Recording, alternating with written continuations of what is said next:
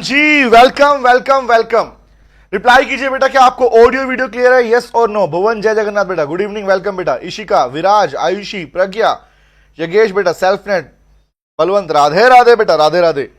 Reply कीजिए guys, क्या audio video दोनों क्लियर है? हाँ, ये चैट बुक का पीडीएफ मिलेगा एंड में। हाँ प्रकाश बेटा, पेड़ बच्चों को मिलेगा, बाकी साथ बनाएंगे मेरे, है ना? हाँ ओके। बोलो बोलो बोलो बेटा, क्या आपको पहले मुझे कंफर्म तो करना लायक हो कि हाँ ऑडियो वीडियो क्लियर है नहीं, वरना फिर बीच में बोलोगे साउंड नहीं आ रहा, आवाज नहीं आ रही, क्या करे क्या ना करे। तो गाइस लीजिए, हमने अपने पास में अपने कंसेप्ट टू चार्ट बुक के अंदर हमारे एक चार्ट बुक को तो भैया कर लिया प्रिपेयर, मतलब up to I think memorandum और आर्टिकल्स ऑफ एसोसिएशन तक हम अपने पास में जितने सारे टॉपिक्स थे उन सबके चार्ट बुक रेडी कर। ऑल क्लियर है sir? All clear, Audible Audible, ठीक है भैया।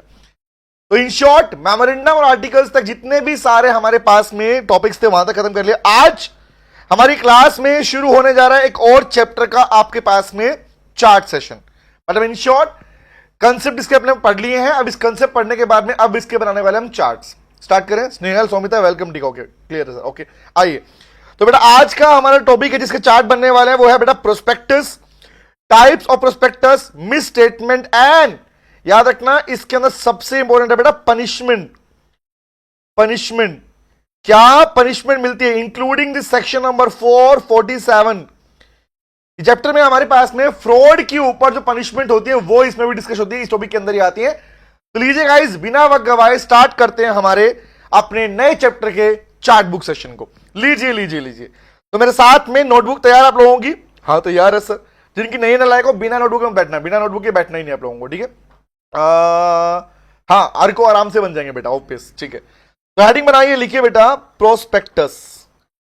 आज जिस चैप्टर को हम पिक करने जा रहे हैं the chapter name is prospectus, new chapter है। तो जो बच्चे फर्स्ट टाइम ज्वाइन कर रहे हैं वो यहीं से भी कंटिन्यू कर सकते हैं, बाकी सेशन प्लेलिस्ट में अवेलेबल है वैसे भी। हाँ अर्को कंपनी वाली बात कर रहे हैं, ठीक है, ओके। हाँ जी, गुड इवनिंग लर्न बिजनेस बेटा, गुड इवनिंग बेटा, वेलकम। सुनो सुनो सुनो, पहले बात कर लेते हैं कि प्रोस्पेक्टस में क्या कुछ कंटेंट हमारे पास में जुड़ने वाला है, कैसे चार्ट बनने वाले हैं। गाइस एक बात समझ लो ध्यान से, प्रोस्पेक्टस की डेफिनेशन, प्रोस्पेक्टस की टाइप्स, लीगल मैटर्स, वेरिएशन करने के तरीके, प्रमोटर्स की लायबिलिटी, उनके ऊपर पेनल्टीज, पनिशमेंट, ये सारा टॉपिक मिलकर बनता है हमारा चैप्टर प्रोस्पेक्टस का। अब इसी से अगला चैप्टर जो आने वाला है वो है शेयर कैपिटल। याद रखना शेयर कैपिटल वाले चैप्टर में इसका कनेक्शन मिलेगा, इसका कनेक्शन मिलेगा, मतलब जो पढ़ रहे हो उसी के रिगार्डिंग आगे पढ़ने वाले हो, ठीक है। आइए बात करते हैं, चलो बिना वक्त गवाए, हम तो भैया बातें बात नहीं करेंगे, हम तो बनाना स्टार्ट करते हैं। तो हेडिंग बनाओ सबसे पहले प्रोस्पेक्टस की। ये हमारा न्यू चैप्टर है, you can right this a new chapter. आज एक नए चैप्टर की शुरुआत हो रही है प्रोस्पेक्टस के रिगार्डिंग। इसमें एग्जाम में आपके पास में एमसीक्यू प्लस सब्जेक्टिव दोनों क्वेश्चन बन सकते हैं। एज यू नो गाइस, बता रखा है, क्लास में आपने सुन भी लिया होगा इस बारे में, जहां पर खासकर आपके पास में पनिशमेंट क्वेश्चन पूछ सकता है और पहले भी पूछा गया, ध्यान रखना, ठीक है, ओके। आइए स्टार्ट करते हैं। तो मेरा पहला बात आया कि प्रोस्पेक्टस को कौन से सेक्शन में डिफाइन किया गया। तो चैप्टर पढ़ चुके हैं, कंसेप्ट पढ़ चुके हैं, अब हम बात करते हैं प्रोस्पेक्टस को डिफाइन किए जाने वाले सेक्शन के ऊपर। तो फर्स्ट आया, हेडिंग बनाओ डेफिनेशन।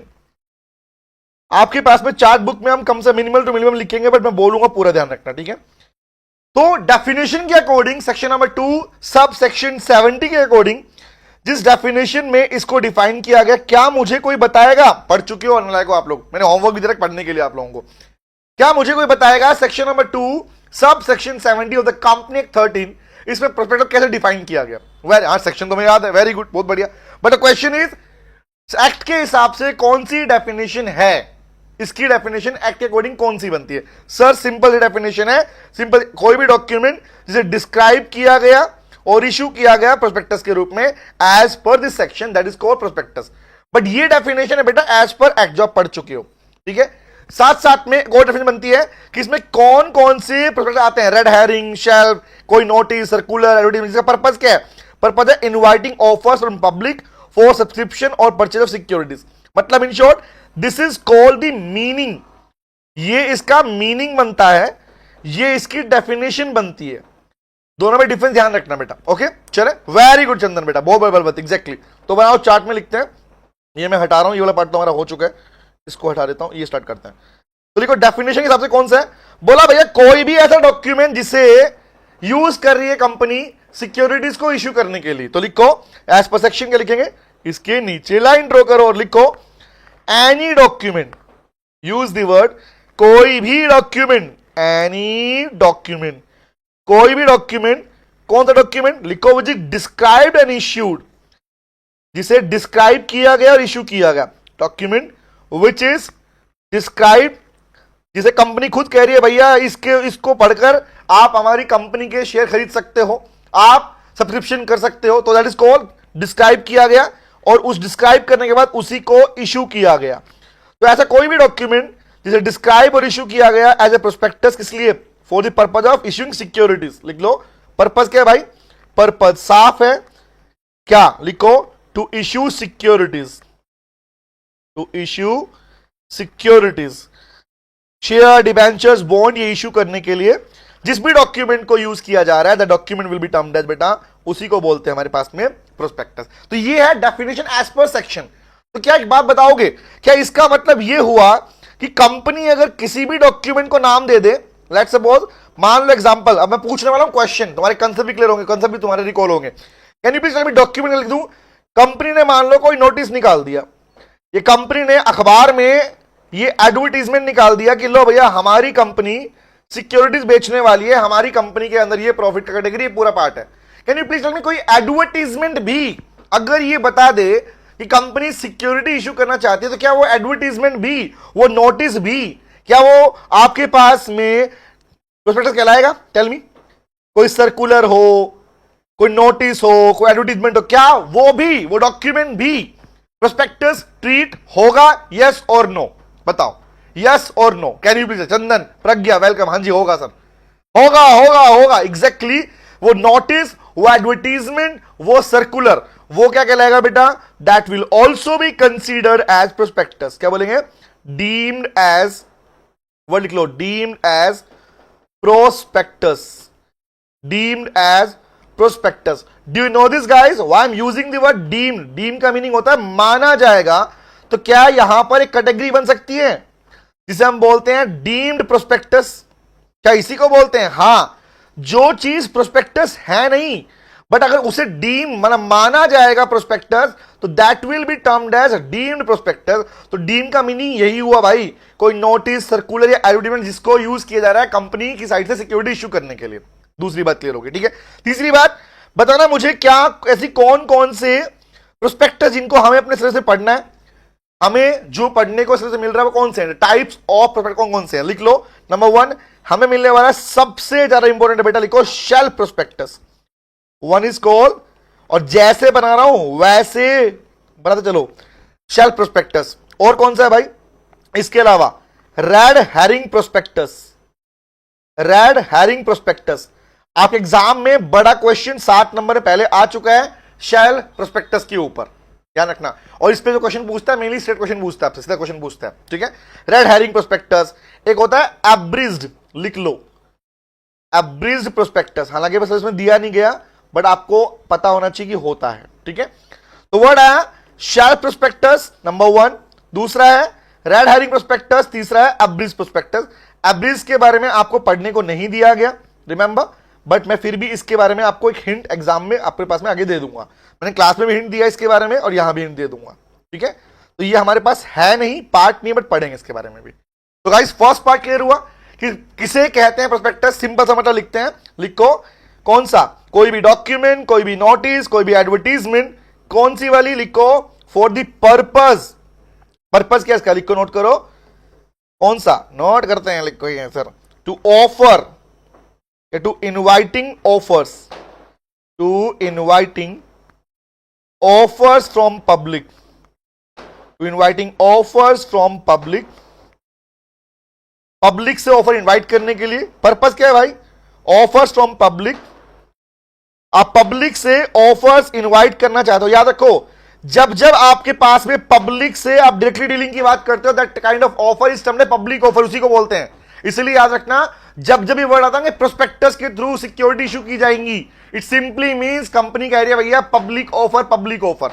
तो बोला to inviting offers from public, किस लिए, for the purpose of selling securities, for the purpose. Purpose क्या है इसका, पर्पस होता है पर्पस ऑफ सब्सक्राइबिंग, सब्सक्राइब मतलब भैया पैसा दो कंपनी को, सब्सक्राइबिंग सिक्योरिटीज, अपनी सिक्योरिटी को इश्यू करने के लिए, उन्हें सब्सक्राइब करने के लिए जिस डॉक्यूमेंट को कंपनी इश्यू कर रही है, दो डॉक्यूमेंट, चाहे वो नोटिस हो, एडवर्टाइजमेंट हो, सर्कुलर हो या कोई स्पेसिफिक टाइप ऑफ प्रोस्पेक्टस हो, that will be termed as, उसे कहा जाएगा प्रोस्पेक्टस। बेटा इज इट क्लियर? यहां तक क्लियर है? तो बताइए यहां तक क्लियर है, आगे बढ़ सकता हूं? क्लियर क्या, समझ पढ़ तो चुके हो तुम लाइक को, तुम्हारे पढ़ने के बाद मैं रिपीट कर रहा हूं दोबारा से, हमेशा बोलता हूं क्लास के अंदर, this sessions is only beneficial for दो स्टूडेंट्स जिन्होंने पहले पढ़ा हुआ है या जो पेड बच्चे हैं, ठीक है? क्योंकि यहां पे मैं कंसेप्ट नहीं पढ़ा रहा हूं, मैं कंसेप्ट चार्ट बनवा रहा हूं, कंसेप्ट हम क्लास में कवर कर चुके हैं। जो बच्चे सेल्फ स्टडी कर रहे हैं they can make the chart books, remember, और जो बच्चे अपने पास में पेड पढ़ चुके हैं वो चार्ट बुक बना सकते हैं। उसके अलावा जो बच्चे बोले मैं स्टार्टिंग से स्टार्ट कर रहा हूं, फर्स्ट टाइम पढ़ रहा हूं, बेटा नहीं है, ये आपके लिए नहीं है सेशन, सिंपल सी बात है, ठीक है? ओके आगे आता हूं, डन गाइस, तो मीनिंग क्लियर? अब आगे आता हूं आगे, अगला पार्ट आया, हेडिंग बनाते हैं, लिखो लीगल मैटर। तो फर्स्ट हमने चार्ट पढ़ लिया, हम नेक्स्ट टॉपिक आया मैटर्स जो कि लिखे होते हैं प्रोस्पेक्टस के अंदर। तो पॉइंट ये आता है, एक कहानी बात करूं आप लोगों से, सुनो ध्यान से बात को, रट्टा मारना मना है भाई, एक चीज समझो ध्यान से बात को, why I am using the word legal matters या मैटर्स ऑफ प्रोस्पेक्टस। एक प्रोस्पेक्टस है क्या यार, कॉमन सी बात समझना, प्रोस्पेक्टस वो डॉक्यूमेंट है जिसे कंपनी यूज कर रही है पब्लिक से ऑफर इनवाइट करने के लिए कि पब्लिक उसको देखे, उसको पढ़े, और पढ़ने के बाद में आप ही कंपनी के अंदर आप ही कंपनी की सिक्योरिटीज परचेज कर ले, चाहे वो शेयर हो, डिबेंचर हो, बॉन्ड हो, कुछ भी हो, वो खरीद ले आपसे। इन शॉर्ट आप चाहते हो कि पब्लिक आके आप ही कंपनी को के सिक्योरिटीज को सब्सक्राइब करे।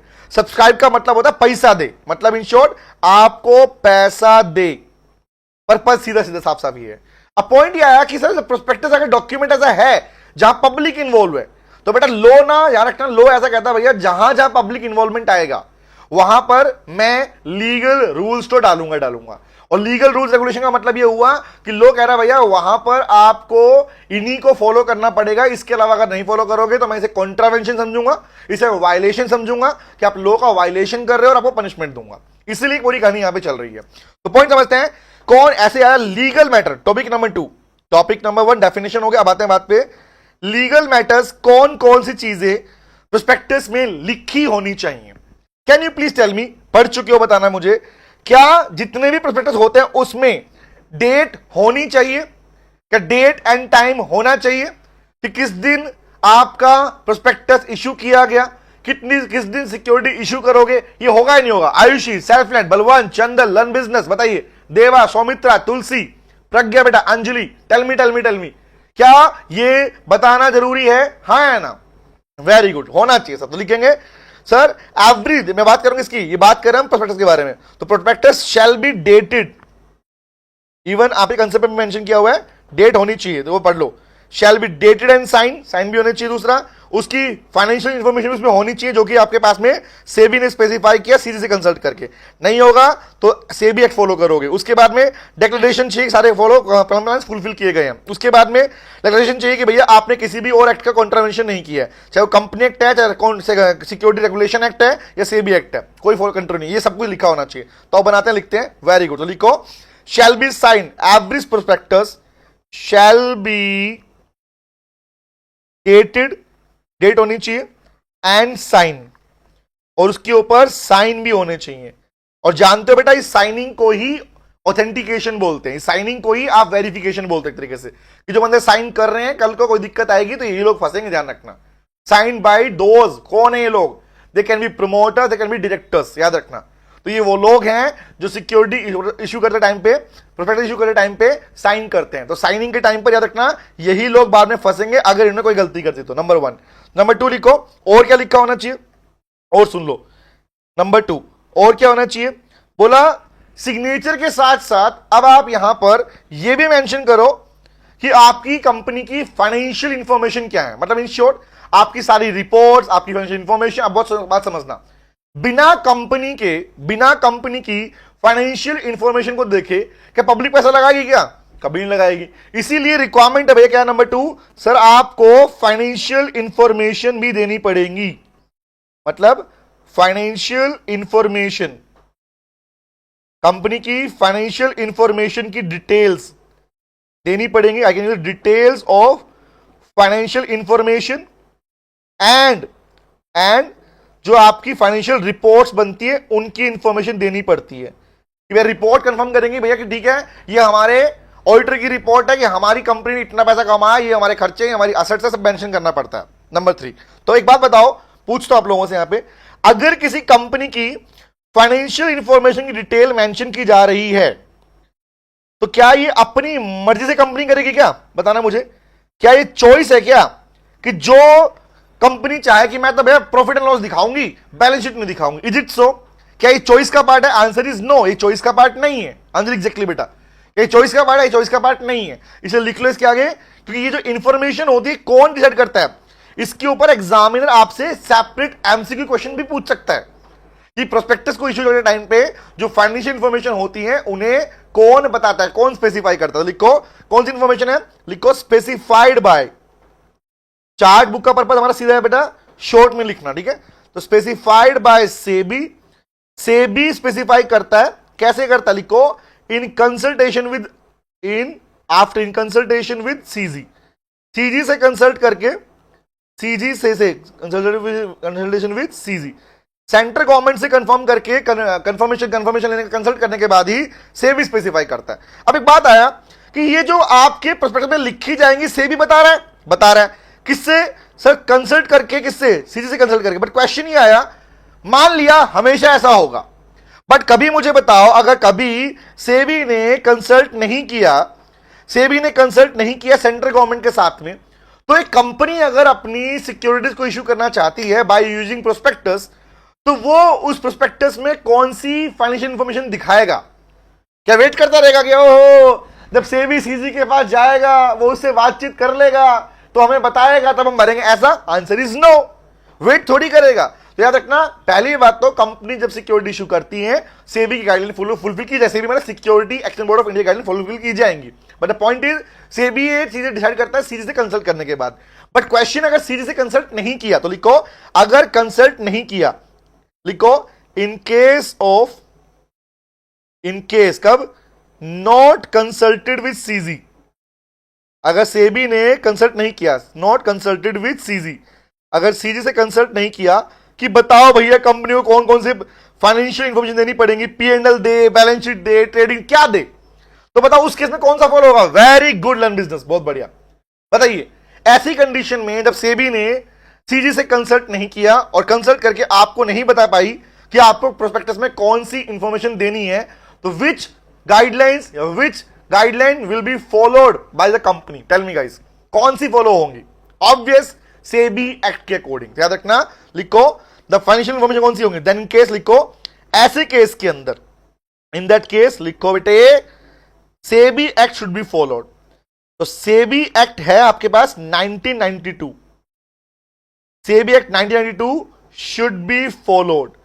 जो एक्ट में लिखी हुई है वो वाली इंफॉर्मेशन ही देनी पड़ेगी, और जो नॉर्मली आप सुनते हो ना profit and loss, balance sheet, ये सब उसके अंदर लिखी हुई है बेटा प्रॉपरली।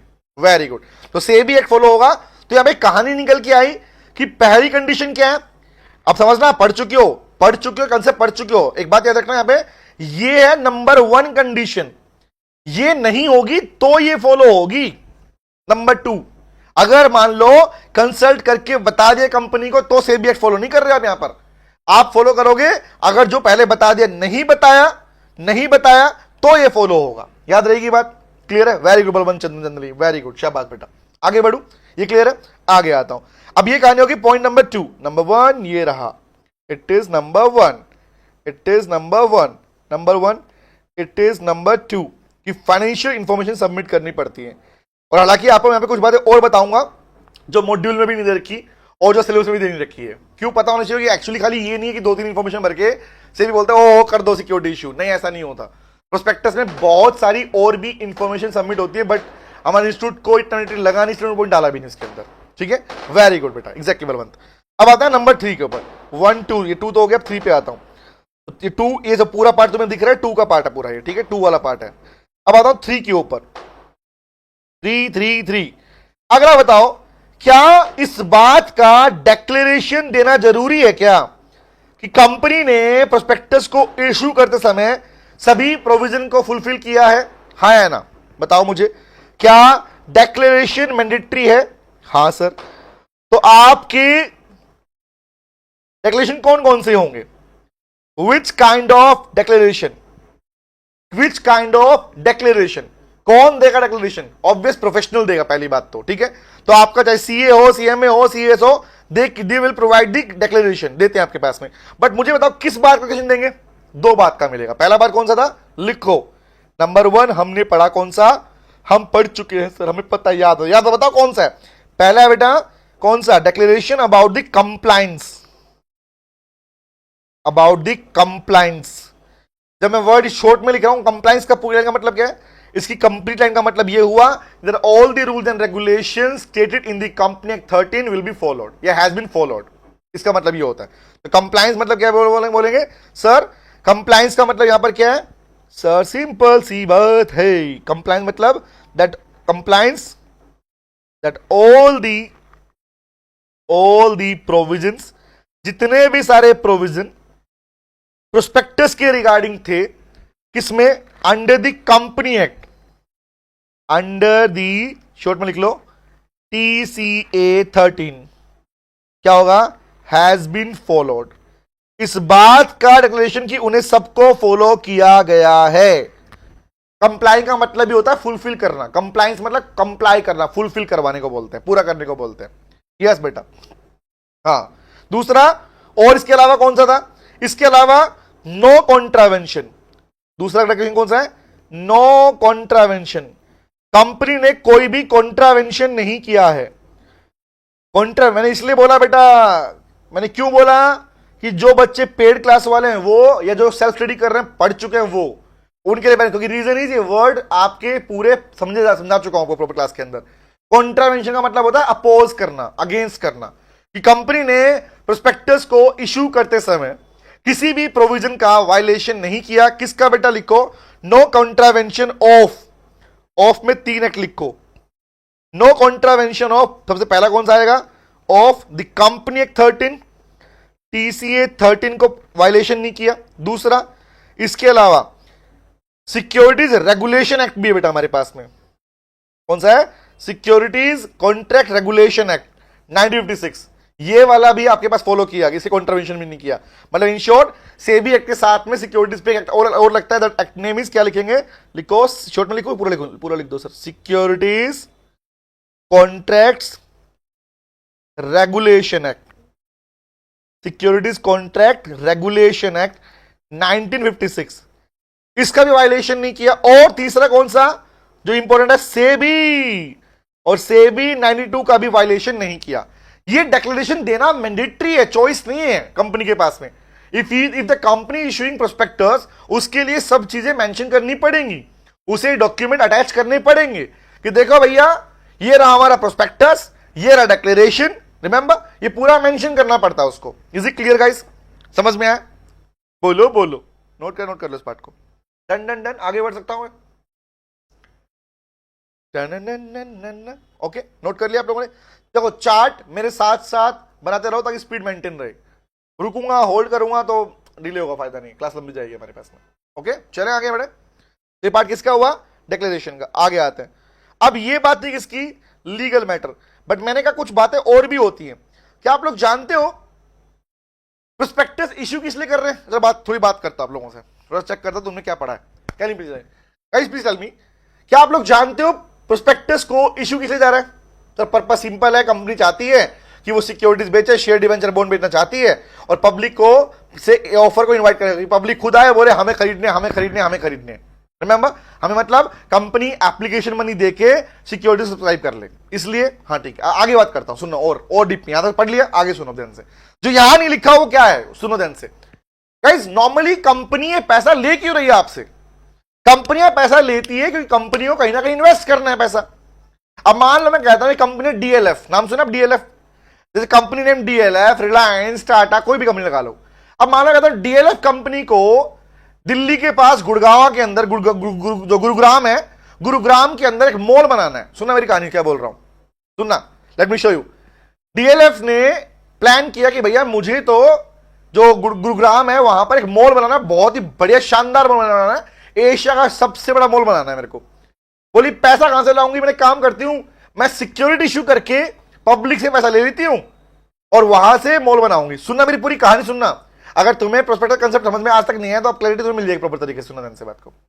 अब हुआ क्या, उसने क्या किया, बोली क्या करूं क्या करूं क्या करूं। बोले यार एक काम, पब्लिक को ऑफर देने के लिए प्रोस्पेक्टस को इशू करना पड़ता है। बोले ठीक है कर देते हैं।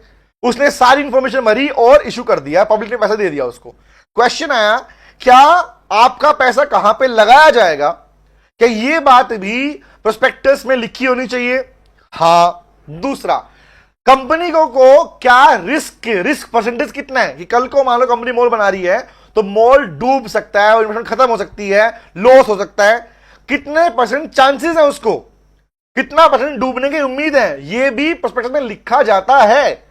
बट ये बातें कौन सी है? All these are general terms, इसलिए हमने यहां पे नहीं लिखे मेरे पास, ठीक है। और इसलिए इंस्टीट्यूट ने भी लिखने के लिए नहीं दिया आपको लिए लीगल डॉक्यूमेंट क्या, डेट लिखो, टाइम साइन होने चाहिए, स्टेटमेंट चाहिए और क्या डिक्लेरेशन चाहिए, उसने प्रॉपरली मेंशन कर दिया। तो आपको अभी ये याद रखना है, इसके अंदर आगे बढ़ सकता हूं बेटा। तो ये है लीगल मैटर वाला पार्ट। अब आया बात, ये लीगल मैटर किस पे एप्लीकेबल है किस पे एप्लीकेबल नहीं है। तो सभी कंपनी में एप्लीकेबल है जो कि प्रोस्पेक्टस इशू कर रही हैं, याद रखना।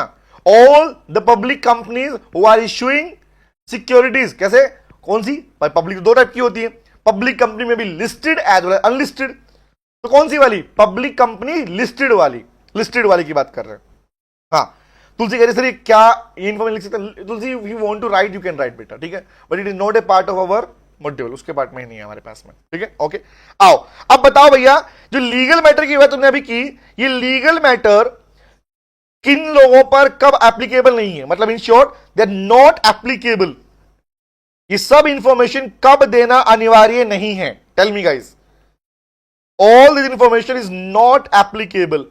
ये ऐसी इंफॉर्मेशन कंपनी को कब देना आवश्यक नहीं माना गया? बोला सिंपल सी बात, अगर कंपनी अपने ही एग्जिस्टिंग शेयर होल्डर्स को सिक्योरिटी बेच रही है, कोई रिक्वायरमेंट नहीं है।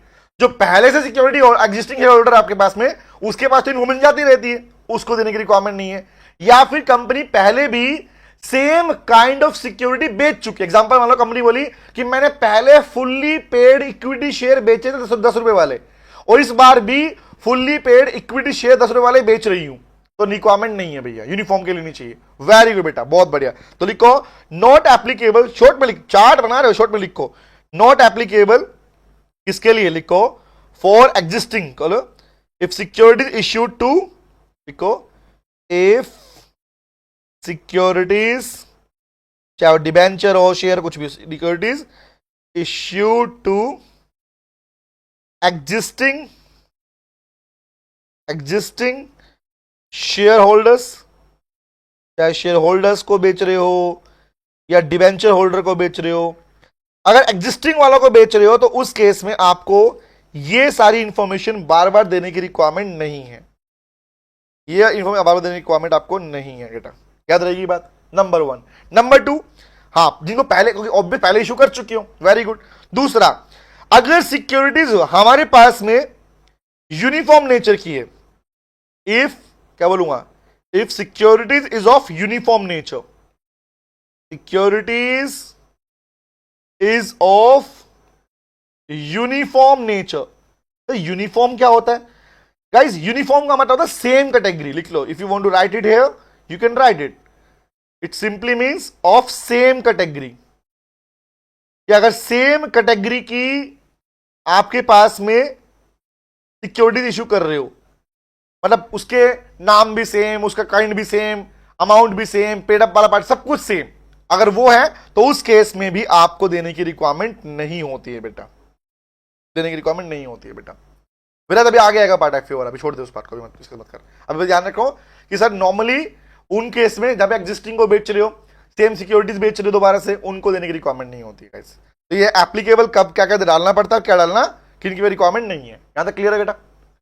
Done done done done done done done done. Sir हम नोट करना चाहते हैं, नोट कर लो भैया, मैं कौन सा बीच में आ रहा हूं तुम्हारे। ओके, बोलो बोलो।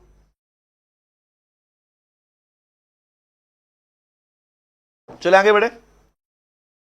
तो ये बात किसकी आई? Definition of prospectus number 1, legal matter कौन कौन से होंगे नंबर 2, अब तीसरा बनाया ना नॉट एप्लीकेबल वाला। अब आएगा अगला पार्ट। अब आया भैया ये कौन था? This is section number 23, section number 26(1), section number 26 sub section 1 का पार्ट था ये, ठीक है। अब आता हूं आगे आगे आगे आगे क्या है। अब आया हमारे पास में, ये हमारा पूरा हो गया, देखो यहाँ पे ये पूरा क्लास का पार्ट आप पढ़ चुके हो, चार्ट इसका बना लिया आप लोगों ने, ठीक है। क्लास में हमने ओडीप में समझा था, यहाँ पे छोटे छोटे बताया मैंने। Next section is section number 23। अब एक बात ध्यान रखना, अक्सर बच्चे बोलते सर सेक्शन का पहले 23 क्यों नहीं आया, 26 क्यों आया। गाइस सिंपल सी बात समझो, सेक्शन का सीक्वेंस ऐसे मत रखो 21 के बाद 22 ही लिखना है, नो। कोई टॉपिक मान लो 37 सेक्शन में है, उससे जुड़ा हुआ सेक्शन 34 है, दोनों साथ में लिख सकते हो आप लोग, उसको साथ में पढ़ना सीखो ध्यान से आपसे, ठीक है। ओके ओके सही सर, क्या लिखा है रेड से, कौन सा बेटा रेड से, कौन सा, कहां लिखा है रेड से मैंने, ये ऑफ सेम कैटेगरी बेटा, I am mentioning the same category. अगर सेम कैटेगरी की सिक्योरिटीज है लिख लो भैया, लो एग्जाम्पल। इसका मतलब अंजलि बेटा आपने क्लास नहीं देखी, लिखो मतलब example like fully paid equity share of ₹10, यही हमारा इशू कर रहे हो, इन शॉर्ट दैट, क्लियर है। ओके आगे आता हूं, चलो भैया डन डन डन, अगले पार्ट पे आओ। अब आए section number 23, that is called public offer, that is called public offer and private placement. And as you all know guys, private placement section number 42 is very very very very important in these chapters, not only in this chapter, even in this share capital part also, ठीक है। बड़ा question frame हो सकता है उसके ऊपर। Okay आगे आते हैं, तो लिखो बेटा नेक्स्ट कौन सा है, पब्लिक ऑफर, हेडिंग बनाओ पब्लिक ऑफर। और क्या जितने सारे डाउट तुम्हारे होंगे ना वो इस चार्ट सेशन में खत्म हो जाएंगे, गारंटी मेरी है। Public offer and private placement, public offer and private placement, पूरी कहानी में सेक्शन नंबर 23 से सेक्शन नंबर 42 तक की बात हो रही है, सुनो ध्यान से बात को। और सेक्शन नंबर 42 है बेटा आपके प्राइवेट प्लेसमेंट के बारे में। The section is section number 42, और सेक्शन नंबर 23 से लेके सेक्शन नंबर 23 से लेके सेक्शन नंबर 41 तक बात करता है आपके पब्लिक ऑफर के बारे में, मतलब आपके प्रोस्पेक्टस के बारे में। अब थोड़ी तुम्हें और क्लैरिटी मिलेगी यहां पर इस टॉपिक के बाद से। चले अब बात बताओ, अक्सर कहते हैं पब्लिक ऑफर क्या है। भैया पहली बात तो देखो, बात समझ लो लाइक को, लो रट्टा मारने की चीज नहीं है। मैं अपनी रेगुलर क्लास में यही बताता हूं तुमको, यहां भी यही बोल रहा हूं तुमको मैं। रीजन इज कि अगर तुम्हें समझ में नहीं आया तो लिखो ही कैसे भाई। कोई चीज समझ में नहीं आई तो पढ़ नहीं पाओगे, पढ़ोगे तो याद नहीं होगा, याद नहीं होगा तो लिखोगे नहीं, कहां से, तुम पूरी चेन खराब कर लोगे। इसलिए जरूरी है लोगों को समझना। तो why am using the word, सुनना मेरी कहानी सुनना, जब मैं कहता हूं ये तुम पढ़ते हो कि पब्लिक ऑफर कर रही है कंपनी, पब्लिक ऑफर का मतलब क्या है भाई, पब्लिक को जाके कह रही है कि लाओ भैया हमारी सिक्योरिटी खरीद लो। तो कैसे खरीद लो, पब्लिक कह रही है भैया कुछ दिखाओ तो सही। प्लीज गाइस मेरी बात सुनना जो बोल रहा हूं, कंपनी पब्लिक को बोल रही है कि लो भैया हम तुमको ऑफर कर रहे हैं, हमारे शेयर हैं प्यारे प्यारे, खरीद लो, डिबेंचर ले लो, डिबेंचर की जगह लोन है भैया एक तरीके से, हमें पैसा दे दो और हम कहेंगे आप हमारे शेयर होल्डर, आप हमारे डिबेंचर होल्डर। यही हो रही है बात है। पब्लिक क्या बोलेगी, पब्लिक बोलेगी लाओ पर्चा दिखा, पर्चा दिखा, पर्चा। बोला कौन सा पर्चा, बोला वो जो तेरी कंपनी के बारे में सब इंफॉर्मेशन दे दे मेरे को, कि तुम्हारा कंपनी कितनी पुरानी है, क्या काम करती है, ऑब्जेक्ट क्या है, मेमोरेंडम क्या है, सारी इंफॉर्मेशन, तुम पैसा कहां लगाओगे, पर्पस क्या है, फाइनेंशियल कौन से, ये सब दे दे भैया। तो इसके लिए क्या मांग रही है वो, पब्लिक खुद मांग रही है document, document that is described and issued as prospectus. तो सिंपल सी बात, whenever you are using the word company public offer कर रही है, इसका मतलब ये कहना चाह रहे होते हैं बेटा कि आप कह रहे हैं कंपनी प्रोस्पेक्टस इशू कर रही है। तो इसका मतलब ये हुआ, तुम बताओ ये हुआ या नहीं हुआ कि पब्लिक ऑफर का मतलब ये हुआ, पब्लिक ऑफर का मतलब ये हुआ प्रोस्पेक्टस इशू करके सिक्योरिटीज बेचना, हाँ है ना। लिख दूं शॉर्ट में, प्रोस्पेक्टस इशू करके सिक्योरिटी, हिंदी में इंग्लिश लिखते हैं, सिक्योरिटीज बेचना। क्या इसका मतलब यही हुआ कि पब्लिक ऑफर का मतलब यही हुआ कि भैया प्रोस्पेक्टस को इशू करके सिक्योरिटीज बेची जा रही हैं? क्या इसी को बोलते हैं public offer? Public offer exactly इसी को बोलते हैं। बोलो क्लियर है यहां तक बात? अब मीनिंग समझ में आया तुमको ढंग से, तो पढ़ गया ऊपर तुम। आओ बात करते हैं। अब बात आई ये पब्लिक ऑफर प्राइवेट प्लेसमेंट की बात जब आती है तो ये दो कहानी में बढ़ जाती है। सेक्शन नंबर 23 कहता है भैया, सेक्शन नंबर 23 कहता है sub section 1 and subsection 2, 1 and 2। तो 1 किसके लिए बोला? बोला फॉर पब्लिक कंपनी। मतलब ये कह रहा है भैया कि बताओ पब्लिक कंपनी किस तरह से सिक्योरिटीज बेच पाती है, कौन कौन से मोड है उसके पास में। प्राइवेट कंपनी में कौन कौन से मोड है? तो फर्स्ट आएगा हमारे पास में विच what modes a public company have. Public company के पास में पब्लिक ऑफर करने के लिए क्या मोड है? नंबर 2, प्राइवेट कंपनी के पास में कौन से तरीके हैं सिक्योरिटीज बेचने के। प्राइवेट कंपनी भी बेचती है जनकना, कभी मत बोलना प्राइवेट कंपनी नहीं बेचती, पढ़ के आ चुना लायक हो। Private company can also issue securities, public को प्रोस्पेक्टस देके नहीं बेच सकती, बस यही मना है उसको, बाकी सब तरीके उसके पास है। राइट इश्यू, बोनस इश्यू सब उसके पास में है। तो बॉन्ड क्या है? This is section number 23। भाई समझो ना, द मेन सेक्शन क्या था? The main section is section number 23। Section number 23 the main section, ठीक है। अब सेक्शन नंबर 23 का पार्ट 1 ये रहा, पार्ट 2 ये रहा। तो कौन सा पार्ट बना? It is will be deemed as section number 23 sub section 1, section number 23 sub section 2। 23 के 2 हिस्से बन गए। तो बताना बेटा मुझे, पब्लिक कंपनीज को अगर सिक्योरिटीज बेचनी है तो what mode a public companies have. Public company के पास कौन कौन से मोड हैं? भैया 3 मोड है पब्लिक कंपनी के पास में सिक्योरिटी बेचने के 3 मोड है। और एक बात क्या, पब्लिक कंपनी लिख रहा हूं मतलब public company simply means unlisted public company की बात कर रहा हूं, ठीक है, लिस्टेड की बात कर रहा हूं। लिखो पहला कौन सा है? नंबर 1 सबसे पहला भैया bye issuing prospectus, bye issuing prospectus. और हमारे भारत देश के अंदर पब्लिक कंपनी के पास ही अधिकार है कि वो प्रोस्पेक्टस इशू करके पब्लिक से डायरेक्टली पैसा ले सकती है, ये उसका अधिकार बनता है। नंबर 1। नंबर 2 और कौन सा अधिकार है?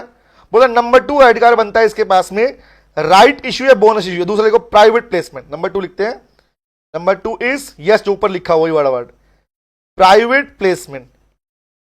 प्राइवेट प्लेसमेंट के बारे में डिटेल इंफॉर्मेशन आगे भी आएगी कि क्या तरीका है, कौन से लीगल रूल्स हैं, कौन सा नया रूल इंप्लीमेंट हुआ था, कौन सी अमेंडमेंट है, रिमेंबर। हाँ धनंजय बेटा मैंने बोला ही चार्ट लिखना है। धनंजय आप I think first time join कर रहे हैं। धनंजय बेटा कंसेप्ट बच्चे पढ़ चुके हैं, पेड जो बच्चे हैं जो सेल्फ स्टडी कर रहे हैं, मैं उन कंसेप्ट के चार्ट बनवा रहा हूं बेटा। मेन क्लास का टॉपिक नहीं है ये, क्लास के अंदर एक तरीके से हमारे पेड वाले बच्चों का साथ साथ रिवीजन चल रहा है, ठीक है, ओके, एक तरीके से, ओके। और जो सेल्फ स्टडी कर रहे हैं उनका रिवीजन चल रहा है। It is kind of revision, it will not be in the same, ये पॉइंट में लिखना पड़ेगा एग्जाम में, ठीक है, ओके। चलो number 2 is private placement. Guys private placement क्या थी, आगे भी आएगा, यहां सुन लो खाली नॉर्मली क्या है भाई। कंपनी कहती है भैया अपने दोस्तों से, फ्रेंड से, रिलेटिव से या छोटे मोटे जो बिजनेसमैन हैं उनसे अगर आप पैसा ले रहे हो, that is called private placement. Security उनको भी दे रहे हो, ऐसा नहीं शेयर नहीं दे रहे, शेयर दे रहे हो उनको, बट आप प्राइवेटली पैसा इकट्ठा कर रहे हो, पब्लिक से नहीं मांग रहे भाई तू दे दे, तुम दे रहे हो, तुम ऐसे पैसा इकट्ठा कर रहे हो। It is kind of private placement guys, ठीक है, ओके। तीसरा, हाँ अंजलि ने कहा, अब अंजलि मुझे पता था क्या दिक्कत है तुम्हारा, ओके। तीसरा कौन सा था?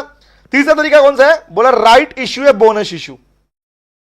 राइट इश्यू या बोनस इश्यू करके अपने ही एम्प्लॉइज को, अपने घर के एम्प्लॉइज को ही अगर आप सिक्योरिटी बेचते हो, मतलब अपने एम्प्लॉय को बोल रहे काम करो भैया अपने हमारी कंपनी के शेयर ले लो, तुम्हें सस्ते में मिलेंगे, सस्ते के चक्कर में खरीद लेते हैं, that is a right issue. या बोनस देने की जगह पर शेयर बांट देते हो, बोनस इश्यू, रिमेंबर। हाँ रिश्तेदारों को, एग्जैक्टली, हाँ। तो ये 3 तरीके किसके पास? पब्लिक कंपनी के पास तरीके हैं। अब बताओ ना क्या सेम तरीके इसके पास भी है क्या? Private company also having the same mode, और इनमें से कोई मोड गायब हो जाएगा? बताना मुझे, क्या प्राइवेट कंपनी के पास में प्रोस्पेक्टस इश्यू करने का अधिकार है? Answer is no. पब्लिक को नहीं बेच सकते सिक्योरिटी, पब्लिक को प्रोस्पेक्टस इशू नहीं कर सकते, ध्यान रखना। प्रोस्पेक्टस इशू करने का अधिकार सिर्फ और सिर्फ किसके पास है? पब्लिक कंपनी के पास है। Private company can not issue prospectus to the public, to public बोल रहा हूं, ध्यान रखना, टू पब्लिक। समझ में आया क्या बोल रहा हूं? ये नहीं कि अगर मान लो स्मॉल बिजनेसमैन को डॉक्यूमेंट दे रही है तो वो नहीं, वो तो है ना, पब्लिक को नहीं कर सकती, याद रखना। इसको बोलते हैं पब्लिक ऑफर अलाउड नहीं है, इसलिए बोलते हो आप, इसलिए आप कहते हो private company can not make public offer. तो वो कौन सा है भैया? ये वाला इसके पास अधिकार नहीं है, बट बाकी 2 हैं। तो बाकी 2 कौन से हैं? लिख लो। नंबर 1 इज भैया ये प्राइवेट प्लेसमेंट करती है। तो आज के बाद तुम्हें कोई ये कहता हो, सुनते हो कि प्राइवेट कंपनी सिक्योरिटी इशू नहीं करती, answer is wrong. Private company security issue कर सकती है by using private placement, number 1। Number 2, और तरीका कौन सा तरीका, नंबर 2 बोली private company can make right issue and bonus issue. Private company right issue या बोनस इशू वो भी कर सकती है। और याद रखना आपके पास में प्रॉपर टॉपिक्स है इसके ऊपर। You have separate chapters in your syllabus on bonus share, bonus issue, right issue, ESOP, security premium, इनके ऊपर पूरा टॉपिक आने वाला है तुम्हारे पास आगे। अगर आप लोग पढ़ चुके हैं तो बेस्ट है, नहीं पढ़ा तो भैया पढ़ लेना ध्यान से। ओके, ये चार्ट बनवाने आऊंगा मैं, खाली पूरा डिटेल में नहीं पढ़ाने आऊंगा। Okay, done done done done done done. ये बात किसकी हुई, एक छोटे चार्ट के अंदर पूरी कहानी खत्म हो गई हमारे पास में। हाँ, इंडिविजुअल इन्वेस्टर, बलवंत नलायक हिंदी लिख रहा है। हाँ चलो डन गाइस। हाँ, इशूइंग कहाँ क्या गायब हो गया बता, कहाँ गायब हो, इशूइंग गायब हो गया। हाँ इस, हाँ वो, अच्छा सॉरी, हाँ उसमें गायब हो गया बेटा। प्राइवेट कंपनी में वो अधिकार नहीं है, इसके पास में नहीं है तो नहीं है। डन गाइस, आ गया हूं। अब यहां सिर्फ नाम आया, सुन लो, ये मत सोचना इसके में बात नहीं, इसके बारे में डिटेल डिस्कशन होगा। सेक्शन नंबर 42 इसी के बारे में है। और जैसे कम से कम 1.5 से 2 पेज का टॉपिक है वो पूरा लिखने के अंदर, खाली बुक में जा रहा, बुक में और भी बड़ा है बट करीबन 1.5 पेज का। तो यहाँ पे चार्ट अपना कंसेप्ट मैंने पढ़ाया आपको प्रॉपर्ली उसके ऊपर। और हमारी क्लासेस के अंदर कम से कम 2 क्लास आपको मिली है प्राइवेट के ऊपर, 2 क्लासेस उसके ऊपर, ठीक है। हाँ, लर्न लाइट इशू का नॉर्मली बेटा learn business right issue simply means एक तरीके से अपने एम्प्लॉइज को एक स्पेशल राइट देना कि वो आपकी कंपनी के शेयर खरीद सकते हैं लोअर प्राइस के ऊपर, इसको बोलते हैं बेटा, ठीक है।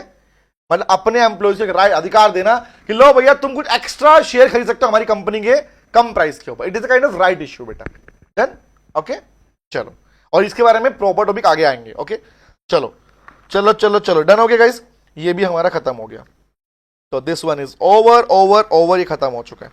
अब आएगी हमारे पास बात, पब्लिक ऑफर में क्या क्या चीजें आती हैं। पब्लिक ऑफर कितने टाइप का होता है ना।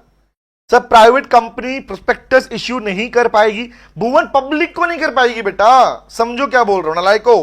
अगर आज मैं एक प्राइवेट कंपनी हूं और मान लो मैं स्मॉल छोटे मोटे शॉपकीपर जो मेरे जानने वाले हैं 10 दुकानदारों को जानता हूं, बोलचाल है, मैंने उनको बोला भाई काम करो मुझे 5-5 लाख रुपए दे दो, मैं तुम्हें शेयर दूंगा उसके बदले, तो वहां भी तो मैंने डॉक्यूमेंट इशू करूंगा ना कि लो भैया मेरी प्राइवेट कंपनी के डॉक्यूमेंट ले लो, ये मेरी फाइनेंशियल स्टेटमेंट रही मेरी कंपनी की, ये हम काम करते हैं। तो can you please tell me guys, क्या वहां पर वो डॉक्यूमेंट प्रोस्पेक्टस कहलाएगा? कहलाएगा, बट क्या पब्लिक कहलाएगी? नो, वो पब्लिक तो पब्लिक मतलब आम जनता की बात कर रहा हूं।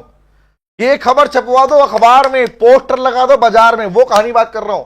That is a kind of कौन सा पब्लिक ऑफर, समझ रहे क्या बोल रहा हूं? हाँ हम सब क्लियर हो गया। ओके चलो, तो अब बताओ मुझे पब्लिक ऑफर में 3 चीजें आती हैं, कौन कौन सी आती है? इसी में लिखेगा, इसी में लिख लेते हैं। तो बाय इश्यूइंग प्रोस्पेक्टस मतलब इसी को तो नाम दिया हमने, इसी को तो कहते हैं क्या? इसी को तो कहते हैं sir public offer. This particular one, अकेला ये वाला नंबर 1, और कर लो हाईलाइट इसको, ये वाला जो हिस्सा तुम्हें दिख रहा है यही मेरे लाल है पब्लिक ऑफर, ये पब्लिक ऑफर। अब पब्लिक ऑफर कितने टाइप में होता है, में कौन कौन चीजें इंक्लूड होती है? तो सेक्शन नंबर 23 सब सेक्शन 2 की बात चल रही है, या पढ़ चुके हो ये रहा, रिमेंबर। अब पब्लिक ऑफर में क्या क्या चीजें आती हैं लिखो, नंबर 1, नंबर 2, नंबर 3, 3 चीजें हैं। फर्स्ट बोला आईपीओ, ये तो तुम्हें सबको पता होगा, आईपीओ इनिशियल पब्लिक, कंपनी का आईपीओ निकल रहा है, आईपीओ मतलब initial public offer. FPO further public offer. OFS offer for cell, 3 चीजें हैं। तो आईपीओ का मतलब क्या, एफपीओ का मतलब क्या, ओएफएस का मतलब क्या? तो भाई आईपीओ मतलब क्या है? Initial public offer, initial public offer, पहली बार सिक्योरिटी बेची है ना, बेची है ना। तो पहली बार जब सिक्योरिटी बेची जा रही है तो उस टाइम पर जब जिंदगी में कंपनी पहली बार, नई कंपनी मनी लिस्टेड हुई थी, और लिस्टेड होकर पहली बार कंपनी ने बोला हो मैं तो सिक्योरिटी बेचूंगी, मैं तो सिक्योरिटी बेचूंगी, तो पहली पहली बार जब वो मार्केट में सिक्योरिटीज इशू करती है उसे क्या कहते हैं, उसी को बोलते हैं आईपीओ। इनिशियल मतलब शुरुआत में, बड़ी इनिशियल मतलब शुरुआत, पहली पहली बार। तो क्या बोलेंगे, ये पहली बार, पहली बार, फर्स्ट टाइम पे आईपीओ बोलते हैं। नंबर 2, व्हाट इज एफपीओ, क्या पढ़ा था सर, पहली बार के बाद जितनी बार भी सिक्योरिटी बेची जाएंगी, जितनी बार भी पब्लिक को सिक्योरिटी बेची जाएंगी, दैट इज कॉल्ड एफपीओ। मतलब क्या बोलूंगा, further public offer, further public offer, मतलब पहली बार के बाद बार बार, एक बार नहीं बार बार, मतलब उसके बाद क्या बोलो, पहली बार के बाद। चार्ट बनवा रहा हूं इसलिए यहां पे बहुत शॉर्ट में लिखवा रहा हूं, ठीक है, ध्यान रखना। ओके, कभी बोलो अच्छा ऐसे थोड़ी, हाँ आपने क्लास में तो ऐसे शॉर्ट में नहीं लिखवाया था, अब भाई बता रहा हूं ना मैं, इट इज चार्ट बुक बेटा। और तीसरा है OFS, ऑफर फॉर सेल, ये कौन करता है भैया, can you please tell me, IPO FPO company करती है, बट सेल का ऑफर कौन लगा रहा है भैया, what is the difference between IPO, FPO and OFS। Very good, learn business. हाँ नहीं, बाइट्स बेटा, लर्न बिजनेस नोट ट्वीट्स। हाँ, ऑफर फॉर सेल, सेल लगी है, सेल लगी है, आ जाओ सिक्योरिटी लूट लो। क्या लिखा पढ़ना sir, security to offer security to public by existing share holder, company के जिन लोगों के पास में सिक्योरिटीज हैं वो पब्लिकली बेच रहे हैं। Can you please tell me guys, आपने अक्सर ये वर्ड सुना था और ये हमने आई थिंक सेकंड से पढ़ा भी था कि पब्लिक कंपनी के अंदर शेयर फ्रीली ट्रांसफरेबल, वर्ड याद है आप लोगों को, विराज, बलवंत, अंजलि, प्रज्ञा, भुवन, बताना मुझे, लर्न बिजनेस, क्या ये शब्द याद है। एंड लर्न बिजनेस बेटा, अपने नाम के अगर नाम भी लिख ले बेटा, और बार बार लर्न बिजनेस बोलना पड़ता तेरे को, नलायक। हाँ, offer for sale, can you please tell me guys, क्या ये जो चीज मैं बता रहा हूं आपको, बताना मुझे, tell me, yes sir, yes sir, yes sir करना पड़ता है, करना पड़ता है, एग्जैक्टली। हाँ, तो वेरी गुड, लिखो कौन लगा रहा है सिक्योरिटीज, सर पब्लिक कंपनी में सिक्योरिटीज क्या होती है, सिक्योरिटीज फ्री ट्रांसफरेबल है, इसलिए एग्जिस्टिंग मेंबर अगर आउटसाइडर को अपनी सिक्योरिटी बेचते हैं, कोई प्राइवेट कंपनी में क्या रेस्ट्रिक्शन है, प्रोहिबिशन नहीं है, बट इसके अंदर कोई रेस्ट्रिक्शन नहीं है, तो क्या बोलते हैं, ऑफर सेल, मतलब क्या बोलूंगा, लिख लो शॉर्ट में, लिख लो sale of securities, it means क्या था ये, it means sale of securities, securities to outsider, outsiders को, बाय एग्जिस्टिंग शेयर होल्डर,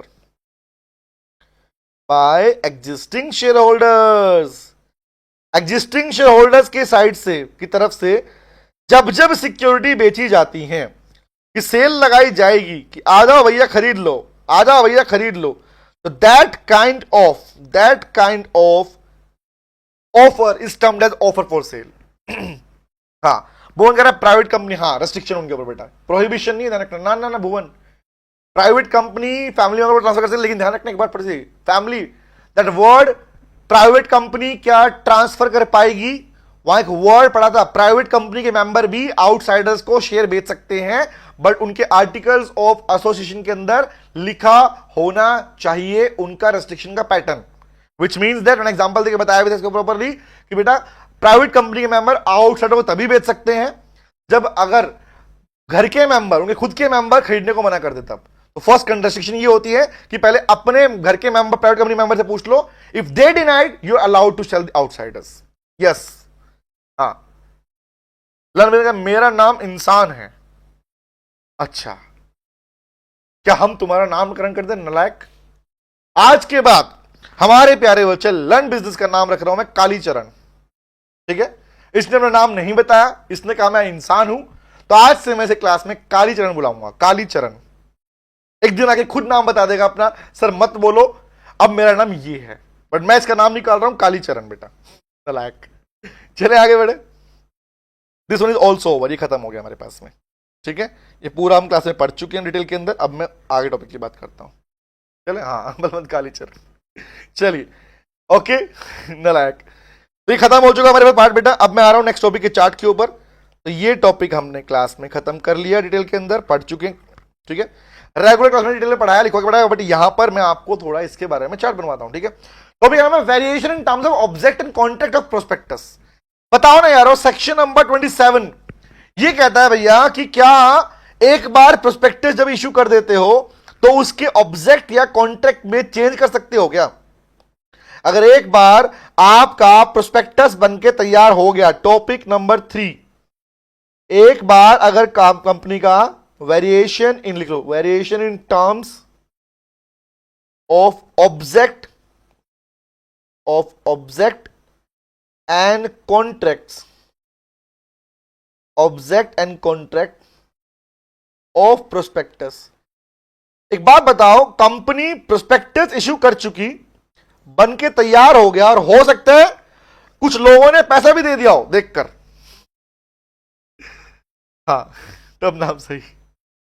चलो तो बताओ भैया कालीचरण, मुझे बताओ, अगर कंपनी ने प्रोस्पेक्टस इश्यू कर दिया, उसे देखकर कुछ लोगों ने पैसा भी कंपनी को दे दिया, can you please tell me, उसके बाद कंपनी कह रही है कि भैया जो हमने प्रोस्पेक्टस के अंदर, जो हमने प्रोस्पेक्टस में ऑब्जेक्ट, जो प्रोस्पेक्टस में हमने ऑब्जेक्ट और कॉन्ट्रैक्ट लिखा है, जिस पर्पज से हम पैसा मांग रहे थे कि हमें पैसा दे दो, हम पैसा मॉल बनाने में लगाएंगे, रोड बनाने में लगाएंगे एग्जांपल के लिए, can you please tell me, ये जो हमने कॉन्ट्रैक्ट किए, अब कंपनी कह रही है कि अब हमने इश्यू कर दिया, सुनना मेरी कहानी, प्रोस्पेक्टस इश्यू करने के बाद बोल रही है बातें कि हो गलती हो गई जी, माफ कर दो, हमें ना एक काम करना है, हम ना चाहते हैं इसे बदल दे, तो बताओ ना, इसी को बदलने को बोलते हैं वेरिएशन।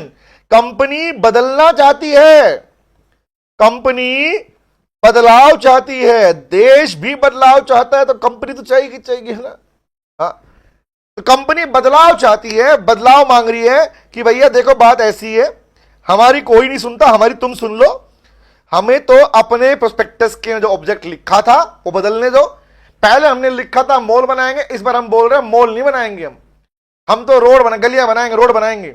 अब बताओ, कंपनी जिस पर्पज से पैसा मांग रही थी, अब कंपनी चेंज करने की बात कर रही है, अलाउड है क्या? टेल मी, मेरा बेसिक क्वेश्चन क्या वेरिएशन अलाउड है? लोग कहता है नहीं allowed. The general answer is no no no no no. अब तुम्हारे पास कोई आगे बोलता है जी आप तो प्रोफेशनल स्टडीज कर रहे हो, आप बताओ कोई तरीका, तो कोई तो तरीका होगा। अब तुम कहोगे हाँ तरीका तो है, बट उसके पैसे लगेंगे। बोल क्या पैसे? तुम्हारी नॉलेज नलायक हो, तुम पढ़ क्यों रहे हो? इस नॉलेज का ही तो पैसा मिलेगा तुमको कल को। किताबें थोड़ी दिखाओगे कि देखो मेरी नोटबुक देखो, पढ़ लिख लिख कर, नहीं, नॉलेज काम आएगी। यस, वेरी गुड, बहुत बढ़िया प्रज्ञा, बहुत बढ़िया बेटा, इसका आपने पढ़ लिया, नालायक, शाबाश, बहुत बढ़िया। तो लिखो पहला आंसर क्या आएगा सर? टर्म वेरिएशन करने के लिए पहला आंसर क्या है sir? Not allowed. Number 1 is variation allowed नहीं है। Company is not allowed to make variation in object. Company is not allowed, नहीं अलाउड है, not allowed to make changes, to make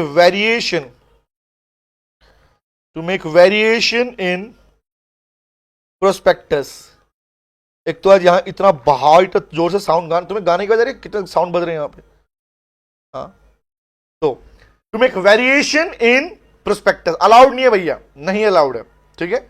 लेकिन मुझे बताओ क्या लॉ ने हमेशा एक्सेप्शन दी है? दी है बेटा, दी है। लॉ कहता है मैं तो काम ही नहीं करता एक्सेप्शन के बिना, तो लॉ ने आपको दी है बेटा प्यारी प्यारी एक्सेप्शन। पहली बात तो लॉ ने मना कर दिया कि भैया नहीं कर सकते। एक बार जो आपने कमिटमेंट कर दिया, आप अपने कमिटमेंट से पीछे नहीं हट सकते। फिर लॉ ही कह रहा है कोई नहीं, रुको रुको रुको रुको, हमारे पास कोई और तरीके भी हैं। बोले पहले क्यों नहीं बोले? बोले पहले मुझे याद नहीं था, है ना, हाँ। चलो तो कौन से भैया? वेरी गुड, प्रज्ञा ने रिप्लाई भी किया इस बात का, वेरी गुड प्रज्ञा बेटा, शाबाश, मतलब क्लास देख ली। इससे पता ये भी आइडिया मिलता है मुझे कि ये डायरेक्टली पढ़ रहे नहीं पढ़ रहे, हाँ। चलो दूसरा पार्ट क्या है? अलाउड नहीं है बट अलाउड है। कब अलाउड है? तो लिखो एक्सेप्शन में अलाउड है। तो कौन से दो पार्ट हैं जो कहते हैं भैया प्रोस्पेक्टस से बदलाव कर पाओगे? नंबर 1 था पहला, बोला स्पेशल रेजोल्यूशन पास करो। नंबर 1 कौन सा है? कंपनी को स्पेशल रेजोल्यूशन पास करना पड़ेगा। अब ऐसा का मतलब क्या हुआ कि कम से कम 75% मेंबर आपके वेरिएशन के फेवर में होने चाहिए। मीटिंग बुलाओ, मीटिंग में डिस्कशन करो, रिमेंबर, और करने के बाद बताओ। हाँ हाँ, मेरी खुशी, प्रज्ञा कह रही है। प्रज्ञा वेरी गुड बेटा, दोबारा सुन लो, वेरी गुड प्रज्ञा बेटा। सर मीटिंग बुलाओ और मीटिंग बुलाने के बाद में उनसे उनको बताओ भैया हम बदलाव करना चाहते हैं, फिर वोटिंग होगी। वोटिंग में कम से कम 75% मेंबर अगर फेवर में गए तो कर सकते हो, नहीं गए नहीं कर सकते। तो वर्ड है नंबर 1। तो नंबर 1 इज क्या, कब अलाउड है? Company required to make, use the word company shall pass special resolution in general meeting. Company को जनरल मीटिंग बुलाकर एसआर पास करना पड़ेगा, और एसआर का मीनिंग आप जानते हो, स्पेशल रेजोल्यूशन पास करना पड़ेगा। यह है पहली कंडीशन।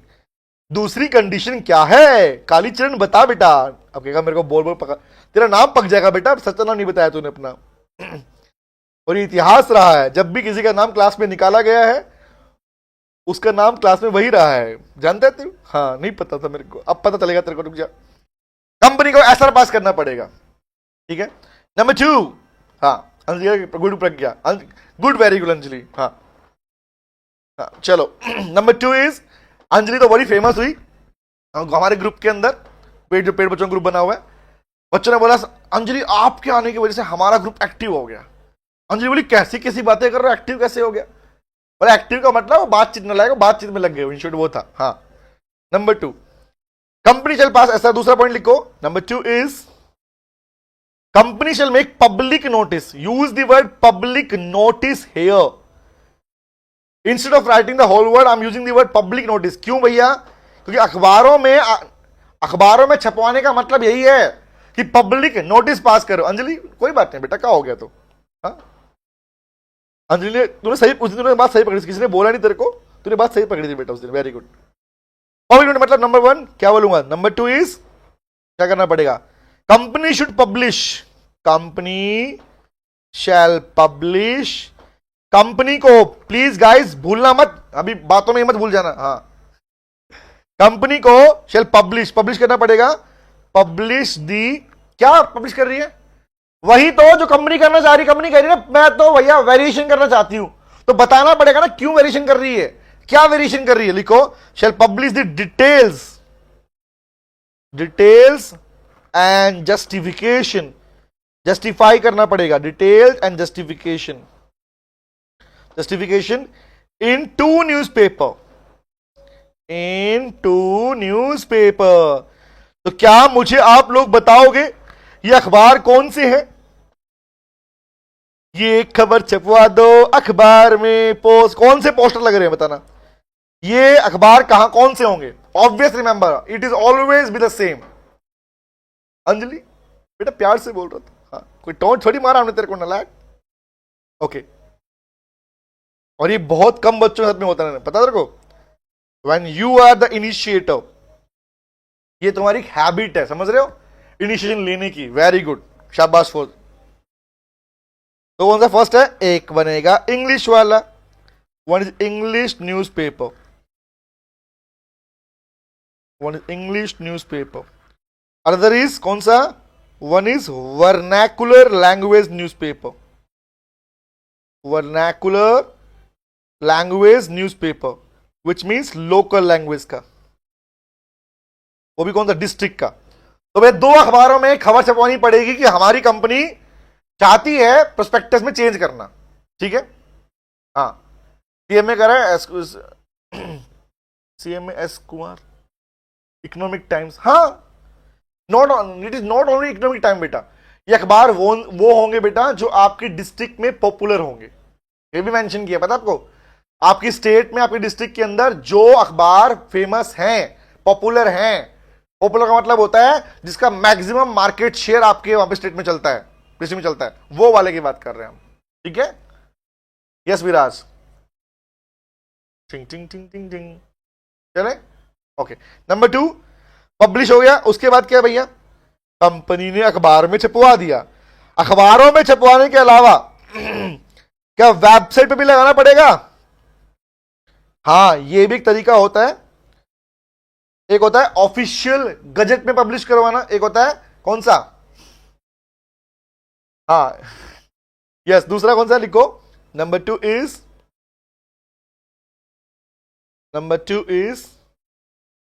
ऑल्सो अपडेटेड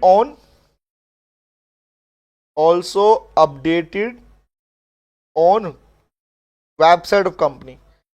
कंपनी की वेबसाइट पे वो डिटेल एंड जस्टिफिकेशन की कंपनी प्रोस्पेक्टस चेंज करना चाहती है, ये भी कर सकती है कंपनी, ये भी अलाउड होता है। ठीक है भैया? अब एक बात बताओ यार, ठीक है, वेरी गुड, शाबाश। एक बात बताओ यार मुझे, नंबर 2, जब ये पब्लिक नोटिस दिया जाएगा तो कुछ लोग तो ऐसे भी निकल के आएंगे कि भैया जो फेवर में नहीं होंगे। एक बात बताओ, सोमल सी बात, कंपनी को वेरिएशन करने के लिए, सुनना, कंपनी को वेरिएशन करने के लिए एसआर पास करना पड़ा जी, करना पड़ा। एसआर का मतलब क्या है कि मिनिमम एटलीस्ट 75% मेंबर रेडी होने चाहिए। तो बचे हुए 25 से क्या, अगर मान लो कंपनी के पास में सभी शेयर होल्डर में से 90% शेयर होल्डर ने भी हां कर दिया कि वेरिएशन कर लो, 10 तो बच गए फिर भी, तो वो कौन है? उन्हें बोलते हैं dissenting share holder. That term है डिसेंटिंग, जो मुंह फुला गया ना, शादी में आने वाले बोले फूफा जी है ना, मुंह बोला हम तो नहीं मानेंगे, ये वही वाले हैं बेटा। तो इनके क्या बोला, लो बोलता है ऐसे केस के अंदर जब नोटिस दे दोगे, पब्लिश कर दोगे, तो कुछ ऐसे लोग निकल के आएंगे जो होंगे डिसेंटिंग शेयर होल्डर। उनका क्या करोगे? बोला उनका तो क्या करेंगे, धक्के मार के भेजेंगे? नहीं, यही तो नहीं करना। हाँ, यही तो नहीं करना। क्या करना है? बोला लिखो यहां पर, इसी चार्ट में लिखो क्या करोगे उनके साथ में। लिखो dissenting, for dissenting share holder I will make a chart here. क्या लिखूं? लिखो डिसेंटिंग, अगर कौन सा, इन case of dissenting, in case of dissenting share holders, जो डिसेंटिंग शेयर होल्डर बच जाएंगे उन्हें क्या मिलना चाहिए? बोला उनको मिलेगी चिज्जी। चिज्जी के नाम पर क्या? धक्के खाने का ऑफर है। धक्के खाने का ऑफर क्या होता है सर? मतलब तुम्हें जाना है तो जाओ, अपने पैसे लेके निकल जाओ। जो नहीं माना क्या करोगे बताओ? आज कोई नहीं माने तो क्या करोगे बताओ? निकल जाओ भैया। तो नंबर 1 क्या है? कौन सा? Opportunity to exit, opportunity to exit, कि तुम्हें भैया निकलना है, अपना पैसा लो और निकलो। नंबर 2, उन्हें ऑप्शन मिलना चाहिए निकलने का, बाहर जाने का, and refund of their amount, refund of their amount. जिन्होंने, अब ऑब्वियस सी बात है, जब वो आए होंगे आपके प्रोस्पेक्टस को देखकर तो कुछ पैसा तुम्हें लेके दिया होगा उन्होंने। हाँ दिया होगा सर। हाँ तुलसी बेटा, बेशक हो गए, बट कुछ तो फिर भी सहमत नहीं हुए ना बेटा। रिमेंबर, एसआर पास करना पड़ेगा क्योंकि तुम्हें एग्री करवाना था। बट अब ये थोड़ी है कि जो पास हो गया, बाकी की बात मानोगे ही नहीं, चुप कर बैठा दोगे, ऐसा थोड़ी होता है। ये तो लीगल रिक्वायरमेंट है कि तुम कर सकते हो इसके बाद वेरिएशन। एसआर पास कर दिया मतलब तुम वेरिएशन कर सकते हो। बट कुछ ऐसे भी तो होंगे जो माने नहीं थे, क्या करोगे? जबरदस्ती करोगे सर में कि हम तुम्हारा पैसा खा के रहेंगे? ऐसा नहीं, तो कहता ऑप्शन दो उनको बाहर निकलने का। वेरी गुड बेटा, बहुत बढ़िया, और रिफंड कर दूंगा पैसा, सिंपल सी बात ये होती है। ये कौन सा तरीका बेटा? डिसेंटिंग शेयर होल्डर के साथ में व्यवहार करने का तरीका। और ये था हमारा पार्ट। बोलो क्या ये क्लैरिटी मिली? टीचर बन गया हमारे पास में। हाँ बलवंत, तो यू आर अलाउड ना बेटा, जो मना कर रहा है बाहर निकालो, लेकिन बेटा जबरदस्ती थोड़ी करते हैं। पब्लिक है बेटा, पब्लिक है, ये सब जानती। पैसा खाएगा बेटा, मोहल्ले में हल्ला कर देगा तुम्हारे। वेरी गुड, ठीक है, चले डन डन डन।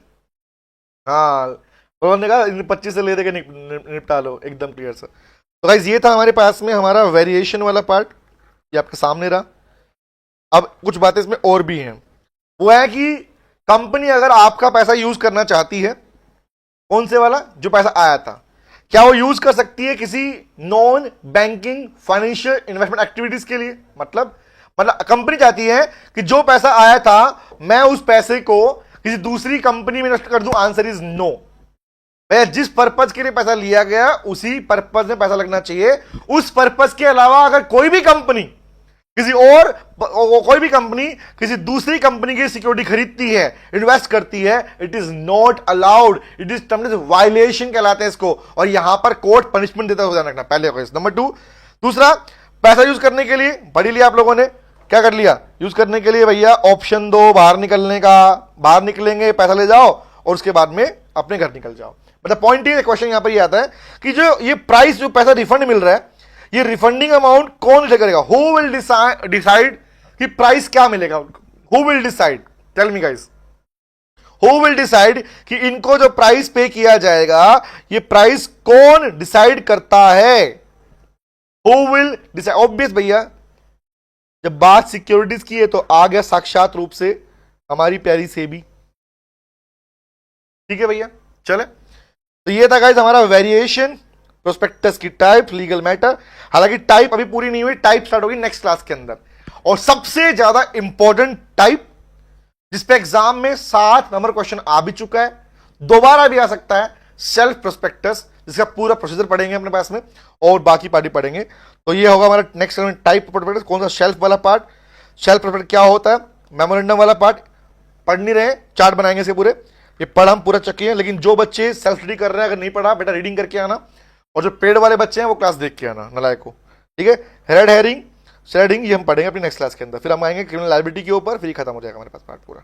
ठीक है ठीक है ठीक है, तो आज इतना ही करेंगे। ओके, आज हमारा क्लास जल्दी खत्म हो गया 15 मिनट पहले, तो नो वरी एट ऑल, एक स्टेप बाय स्टेप पढ़ेंगे। ठीक है, तो ये रेडी हो गया बेटा। और जो इससे पहले वाला चार्ट बुक आपने बना लिया होगा सबने, है ना। बलवंत बेटा, जब से एग्जिट ऑप्शन मिल जाता है और उसके बाद से कंपनीज को उस दिन से ही लेके जब तक पेमेंट नहीं करेगी, रिमेंबर इंक्लूडिंग आफ्टर 15 डेज बोलते हैं उसको, उस दिन के बारे में इंटरेस्ट देना पड़ता है उसको। ओके, हाँ, अंजलि का कौन करेगा, क्या कौन करेगा बेटा, समझ नहीं, क्या कौन करेगा, समझा नहीं मैं, कुछ कह रहे हैं आप, कौन करेगा कौन। हाँ भाइयों, कुछ पूछना है किसी को, बेसिक बात है, डाउट्स के लिए मैं अलग से जूम पे मिलूंगा आप लोगों को। ठीक है,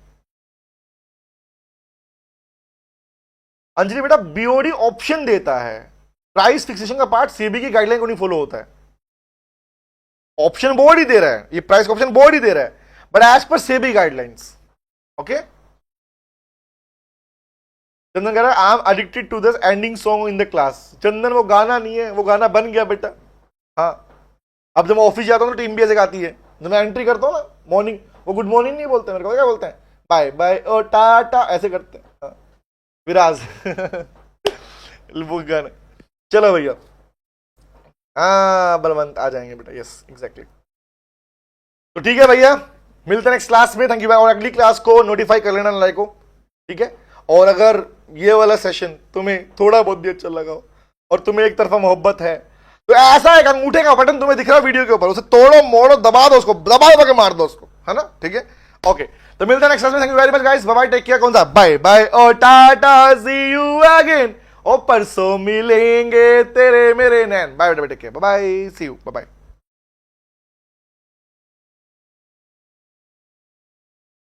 hello sir, I am new here, आप कुछ बता सकते हो ये लाइव क्लास के बारे में। वर्सेस बेटा these live session specifically for the concept to chat book, हमने इसको नाम भी दिया है कंसेप्ट टू चैट बुक, ठीक है। तो कंसेप्ट टू चैट बुक का हमारा, मैं लेट मी शो यू, दिखा देता हूँ। बाय बोल चुका था लेकिन मैं तो कोई नहीं दिखा के जाऊंगा। हमारा जो मेन पर्पस था बेटा वो यही था कि जो हमारे पास में बच्चे पढ़ चुके हैं, खासकर जो पेड और क्लास वाले बच्चे हैं वो वाले, और जो सेल्फ स्टडी कर रहे हैं वो वाले, उन्हें कंसेप्ट वो कर चुके होते हैं, उनके कंसेप्ट को माइंड में रिटेन नहीं होता, कंसेप्ट लो याद नहीं होता ना, उसको याद करने का बेस्ट टेक्निक होता है उसके चार्ट बना लो। तो एक एक कंसेप्ट के 1 by 1 हम हर एक टॉपिक के चार्ट बिल्टअप कर रहे हैं इन लाइव सेशंस के अंदर। Live session alternate days basis के ऊपर होते हैं, ठीक है। टीटीएस में हो रहे हैं अभी कुछ टाइम बाद में, नेक्स्ट मंथ के बाद, नेक्स्ट मंथ से ऑलमोस्ट मैं ये सेशन डेली कर दूंगा, ओके, ताकि तुम्हारी स्पीड और बढ़ जाए अपने पास में, इसलिए, ठीक है। Thank you very much, bye guys, take care. तो मैंने फोन लैपटॉप दोनों से क्लिक कर दिया। अंजलि देख कैसी, कितनी अच्छी बच्ची है अंजलि, वेरी गुड, शाबाश। हाँ, thank you very much, bye guys, take care, bye.